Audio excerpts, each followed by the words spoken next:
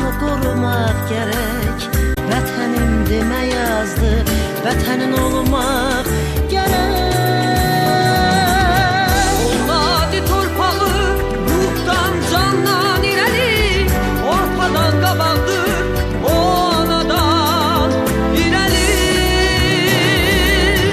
Olmadı torpağı ruhdan candan irəli, ortadan qabaqdır o anadan irəli.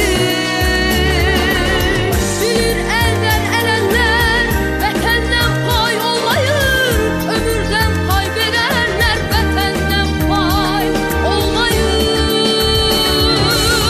Bilir elden erenler vətəndən pay olmayır, ömürdən pay verənlər vətəndən pay olmayır.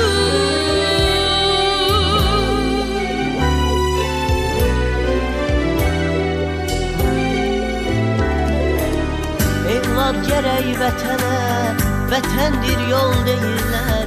Ona qurban gedənə əsl oğul deyirlər. O əbədi namuslar, o əbədi qorurdur. Ürkək quş kimi uçar,